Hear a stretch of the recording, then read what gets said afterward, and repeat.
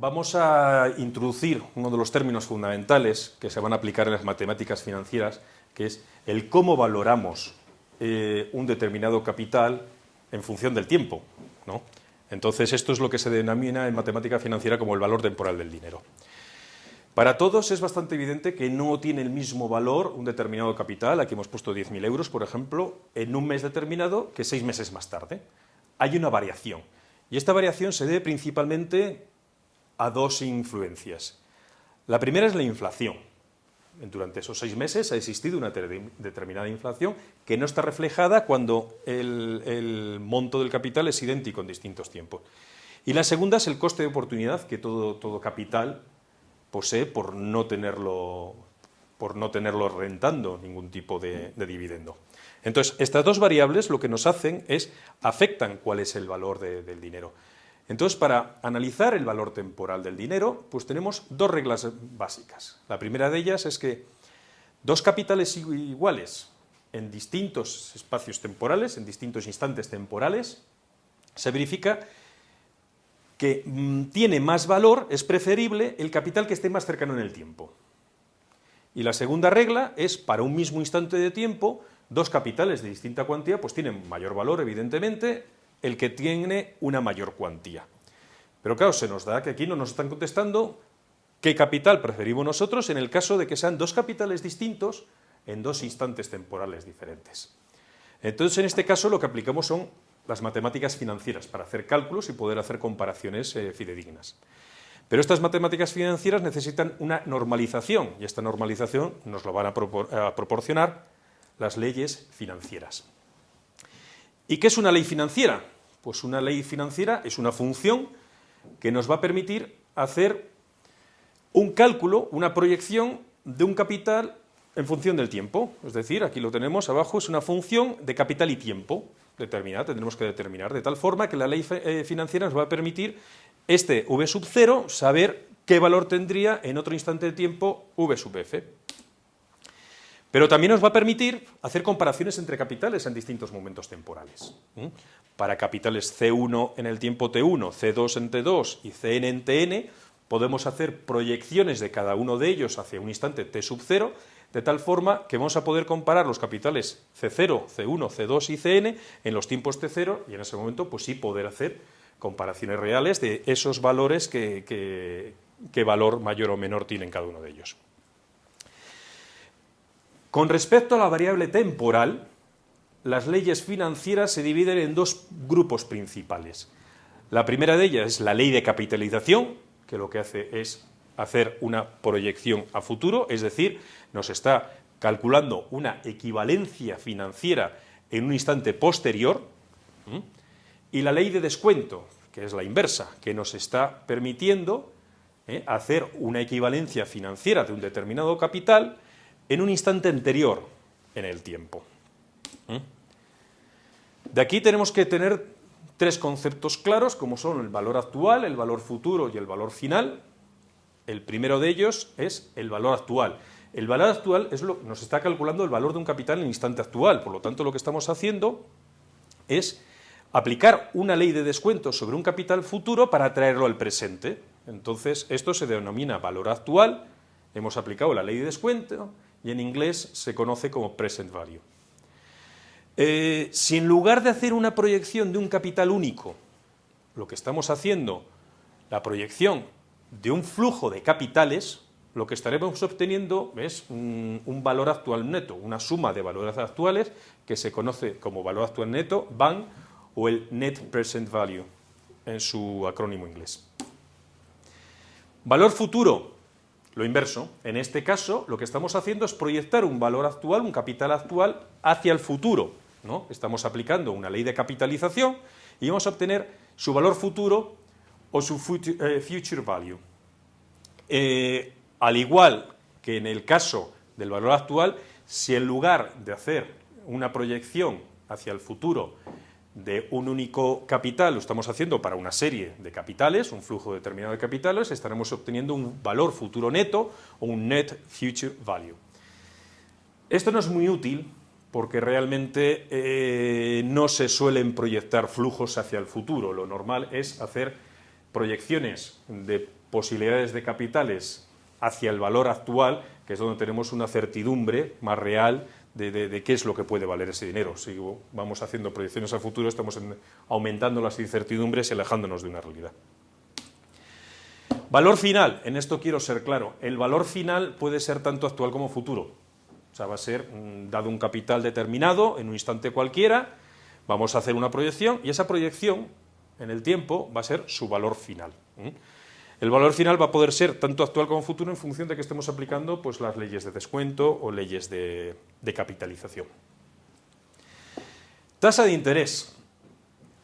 Esto es lo que se introduce en las leyes financieras para empezar a ver cómo se modifica el valor del dinero en el tiempo. O sea, se pone pues, un valor, que esta va a ser la tasa de interés, que va a tener una determinada evolución temporal, y la forma teórica de calcularlo, ¿no?, es supuesto un mercado totalmente dinámico, sin limitaciones, sin restricciones, entonces haciendo una intersección entre cuál puede ser una demanda de fondos frente a una oferta de fondos, y en el punto donde se equilibran, ese sería el valor del interés, la tasa de interés en equilibrio. Esto es en teoría, la realidad es bastante más compleja y existen organismos de regulación que suelen fijar los distintos tipos. Los tipos de interés, vamos aquí a hablar de 4 principalmente. El tipo de interés nominal, el tipo de interés real, la TAE, que ya es una tasa anual equivalente, y la tasa interna de rentabilidad. Introduzco esto sin ser un tipo de interés, pues para evitar confusiones muchas veces entre TIRs, cuando se está hablando de tipos de interés reales, o tasas de interés de rentabilidad, que no haya confusión en lo que significa. El primero de los casos, el tipo de interés nominal, es una variación, es la variación que experimenta el capital al pago de los intereses. O sea, ese incremento se llama sencillamente como tipo de interés nominal. El TIR va a ser un tipo de interés nominal ajustado con la inflación. O sea, porque claro, no es lo mismo dentro de un año la inflación que ha habido un impacto, entonces hay que descontarlo para ver cuál es el real. La tasa anual equivalente lo que considera es el porcentaje de variación real de un capital anualizado para tener una normalización, y la tasa interna de rentabilidad normalmente se utiliza para ver las rentabilidades de las inversiones, negocios, inversiones, etcétera, etcétera. Vayamos que el primero, el interés nominal. Representa un interés simple, o sea, esto es una cosa que hay que tener claro. O sea, es una ley de capitalización simple. Entonces, asume también un pago único al final del periodo determinado, y solamente viene afectado por el capital. Aquí no estamos considerando ni comisiones ni nada que adyacente. Única y exclusivamente afecta al capital. El resultado, pues el capital final vendría determinado por el valor del capital inicial multiplicado por 1 más el interés nominal. En este caso hemos puesto una fórmula haciendo se suele normalizar a un año. En este caso pues valdría, oye, un interés nominal de 6 meses aplicado sobre una inversión en 6 meses, la fórmula es válida, pero claro, en el momento que te da un interés nominal anual, que es lo más normal, 6%, 3%, 18%, pero es anual, si tú vas a hacer una inversión menor, pues tendrás que aplicar la fórmula que hemos indicado abajo, dividir pues, el periodo anual por un número de periodos m, entonces el interés nominal es igual al número de periodos por el interés de cada periodo.